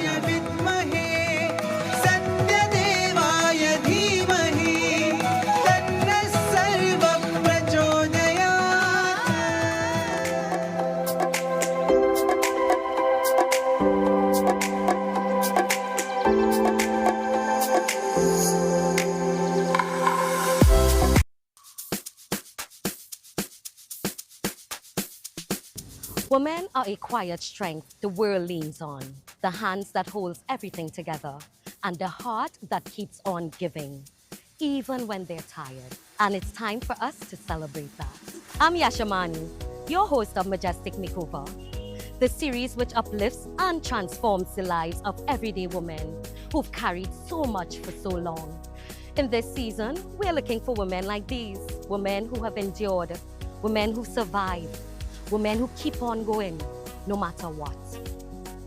A woman who's lost a loved one and finds the strength to go on. A survivor of crime who refused to be broken. A woman over 70 who gives to her family and the community every single day. A survivor of serious illness who continues to live with hope and courage. A physically challenged woman living fully with dignity and determination. These are the stories we want to honor. Do you know her? Nominate her. Let's celebrate her. Send us 2 brief paragraphs which briefly states who she is, your relationship to her, and why she deserves this journey. As well, send us your contact information. Send it to majesticmakeovertt@gmail.com. Because remember, every woman needs to feel majestic. Majestic Makeover Season 3, right here on TTT. Every client deserves expertise, integrity, and guidance they can trust. At Camino Realty International, we deliver integrated real estate solutions, sales, rentals, property management, and project development. Driven by excellence, transparency, and innovation, we protect value, create opportunity, and build lasting success. Because real estate isn't just about buildings. For more information on our services, log on to CaminoRealty.com or follow us on social media at Camino Realty TT. Camino Realty International, elevating lives one property at a time. There are a number of risk factors for heart disease, so a lot of attention has to be put towards preventive cardiology. What can we do to reduce the burden due to all these risk factors? Hypertension, diabetes, cholesterol, you need to stop cigarette smoking, you gotta get people exercising. Be viewing Caribbean Medical TV on this station.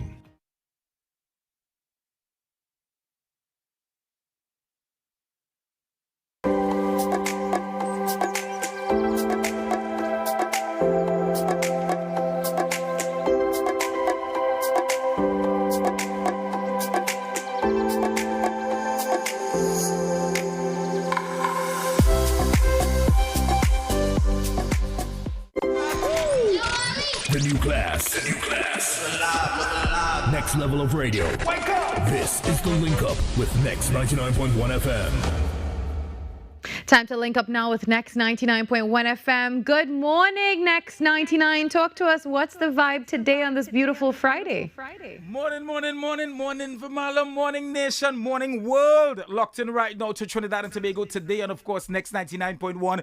This is the morning show. Yours truly, Fro Homer. The vibes general as usual. Shaq Music is in the building. Shaq, say good morning. Where's your manners, bro? Morning. Good morning, Shaq. So how's the show been? Oh, fantastic, you know, it's a high energy show, entertainment, top tier, and of course, very informative inside the morning show, 6 to 9 a.m. Monday to Friday. And, you know, it's the end of another work week for us. So I am definitely looking forward to heading up to Maracas, and I don't work on Matando. Okay. That's okay. You can take me along with you.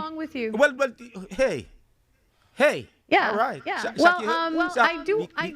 I do understand that at the end of this month we are heading somewhere else. I know that Next 99.1 FM is always all over the place. So tell us what's coming up. Oh, definitely. We're looking forward to month end, which is, let me give you the exact date, Thursday, 30th of April. We are heading destination point. It's all about Next 99.1, our signature event, and you would know it's called Pavement Lime. Pavement Lime, that's our signature event, and we have teamed up with Carib and Digicel to bring together something that is, let me tell you, this Pavement Lime that we're going down point this month end, it's going to be explosive. We're talking about live performances. We're talking about surprise guest artists. We're talking about giveaways. We have lots in store for the Pavement Lime, and I just want to thank Carib and Digicel and all the other sponsors that we're powered by. It's just an amazing feeling, and we're looking forward to that. It's all part of the Borough Celebrations Butchers Lounge. That's the venue that we're hosting the Pavement Lime on Thursday, 30th of April. So, guys, come on down. We're going to kick off from, 7 p.m. Yes, we're going to kick off from 7 p.m. The action starts. So don't wait till 9, 10. No, come down early, secure your spot, and let's have a time. Bring out your crew, bring out your flags. Let's represent, and it's all part of the new class, Next 99.1. All right. Thank you for that, Fro. Also, what's coming up on Next 99 for the rest of the day? I know your DJ is always locked and loaded to bring us all the hits. Yeah. Shaq, he's smiling from ear to ear here. And that's Shaq, what do you have to say? What she said, what's in store? Well, what we have in store for the shift today is the song track, which we play any type of music. It could be new, it could be old, but we carry on a musical journey. Mm-hmm. Yeah. Well, speaking of musical journey, would you guys like to give us a little something that you've been playing? What's on the console right now? Queued up. Some Viking ding dong. Some soca. We actually have some soca. But speaking about soca, before we close off this broadcast here, I just want to let the guys know, and those of you listening right now, we are getting ready for physical registration. This is for Josie's Jamishness. It happens tomorrow Saturday, and we are going live for physical registration. Tickets are moving fast. Packages are going for Josie's Jamishness, which takes place on Saturday, May 9th at the Five Islands Water and Amusement Park. So if you guys can come on down tomorrow between the hours of 2 p.m. to 5 p.m. at the Ivory, that's 3A Rookery Nook in Maraval, where we're going to have live physical registration. So secure your package, secure your tickets for Josie's Jamishness, the comeback, the reunion. It's going to be a celebration on Saturday, Saturday, May 9th at the Five Islands Water and Amusement Park. So get there tomorrow, link up with the team, and secure your packages for tomorrow for Josie's. All right. Thank you so much, guys, for joining us this morning. Have a great rest of your shift and a great weekend as well. We'll see you next week. Taking you up for the Marcus runner. Don't tell me something and you're going back. I will take you up on that. You sure? Happy Friday, guys. Link up with Next 99.1 FM. You hear that? Woo! The new class. Next level of radio. Wake up! This is the Link Up with Next 99.1 FM.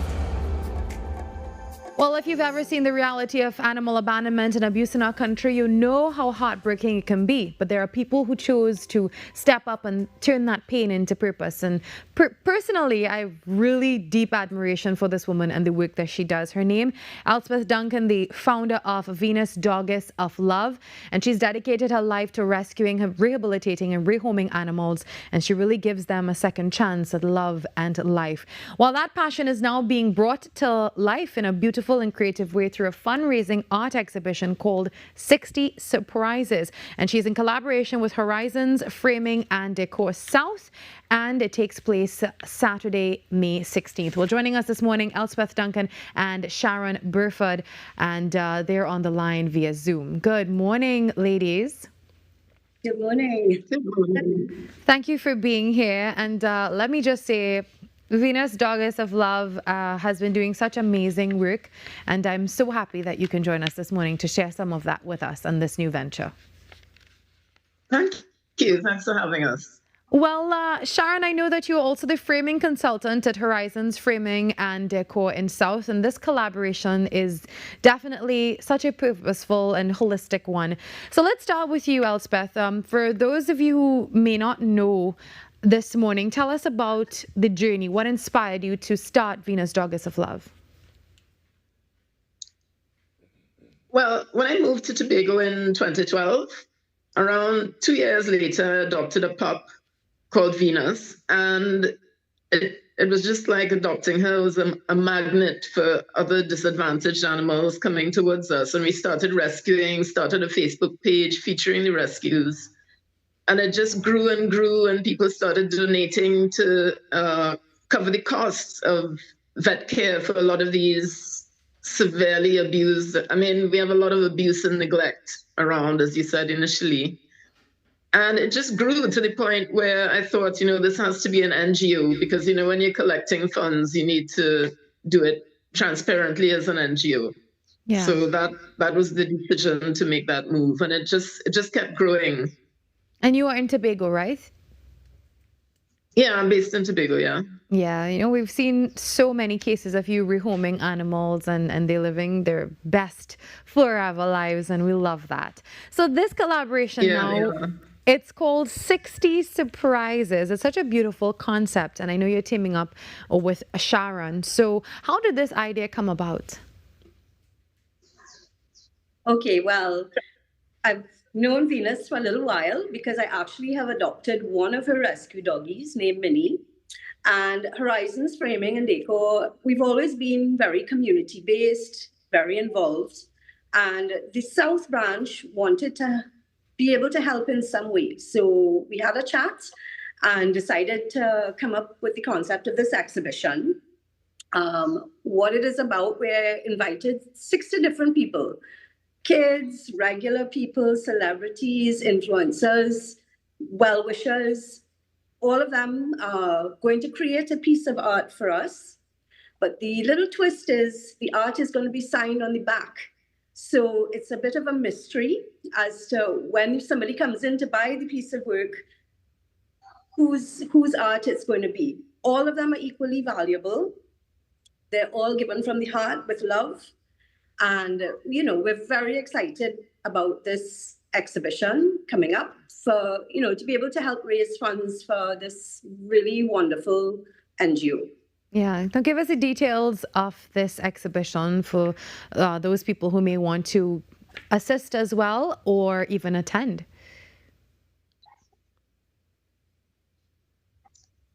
Saturday, 16th of May at Horizon South, which is Twin Falls, and it's from, sorry? Twin Falls. Twin Falls. Okay, I'm not from South. It's from 10 a.m. to 6 p.m. Yeah. And so you can come throughout the day and the art will be there. Now, all of the art is created on these 8x8 canvases. So they're all going to be the same size. As Sharon said, you're not going to know who created it. And that's really the fun of it. And, it's going to be a very inspiring atmosphere and also an uplifting atmosphere, which is something that we desperately need in the world today with all that's going on. I feel everybody who comes in there is going to feel the vibrations of all of these paintings just emanating at them. And it's going to be a good feeling, and there'll be everybody there, I'm sure, will be talking about animals, and these are very important discussions that we need to have. What's going on with animals in Trinidad and Tobago? What are the authorities doing to really help us? And we need to have a massive gathering of people who are for animals and who really show through presence and volume that it's time to get serious. Absolutely. The animals are experiencing too much cruelty and lack of enforcement of laws. So you can attend this event. It's coming up Saturday, May 16th from 10 to 6 in Gulfview, San Fernando. Thank you so much, ladies. We are out of time this morning, but we will definitely love to hear from you again. Thank you for joining us. Venus Doggess of Love and Horizons. Well, that's where we say goodbye. Thank you for joining us this entire week. Catch you Monday, not tomorrow. Monday, 6 to 8 a.m. We do this all over again. Have a great weekend. Bye-bye.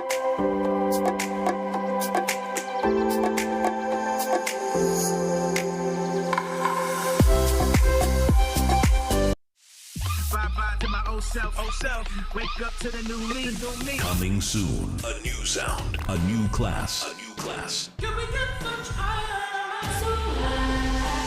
Next 99.1 FM. The next level of radio. In the morning when I wake up and I will sing my praise unto you, my Lord. What will you do? I will shout and dance to you, 'cause you have been my help forever and ever.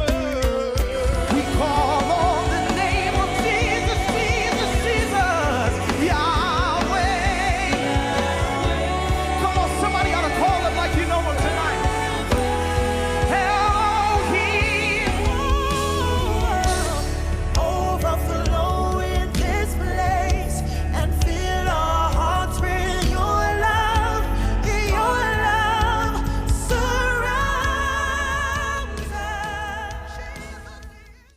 Barcelona drawing a game, not winning their first set of game.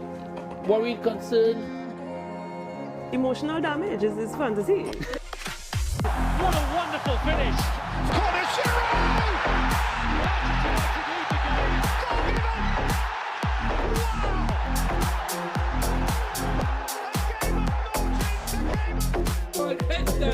You see it, stop. Let me come again. One more time.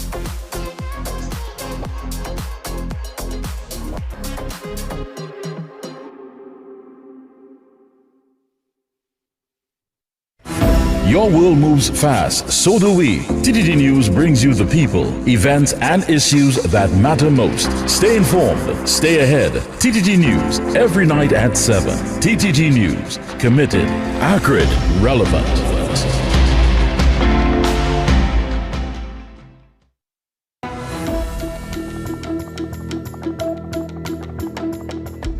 Good morning, this is your TTT News Update. I'm Carrie Roberts. Making the news at this time.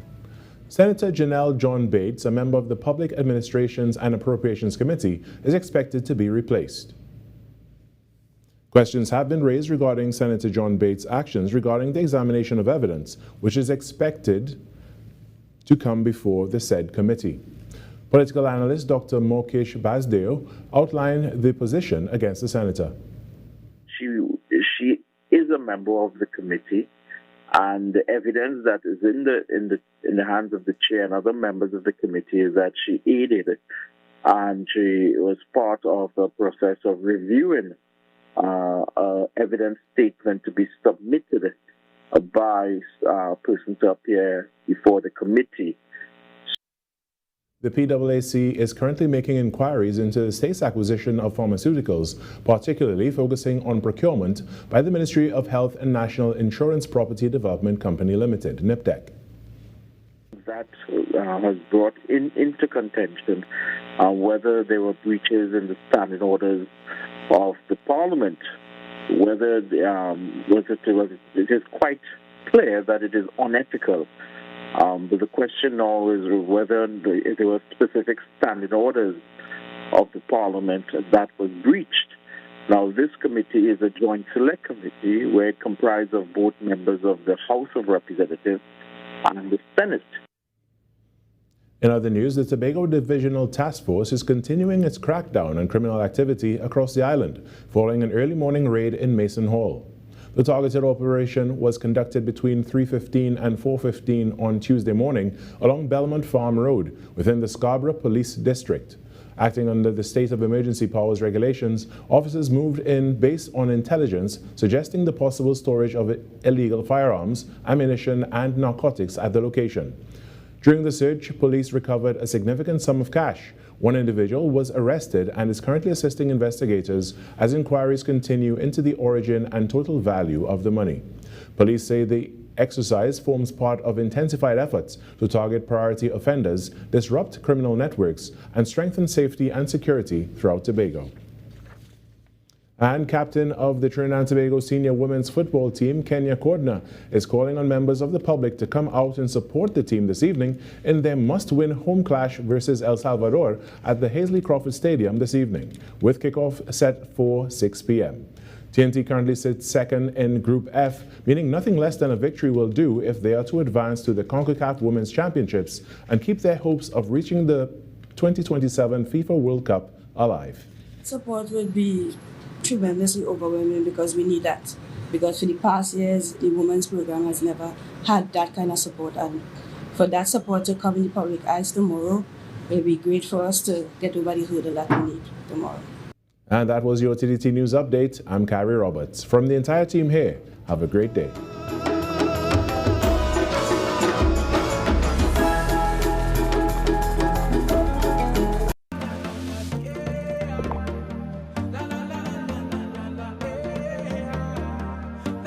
This is TTT. Live for local. Danny's Funeral Home Limited and Crematorium. Death announcements. Following are today's death announcements. For further information, please contact Danny's Funeral Home Limited and Crematorium at telephone number 186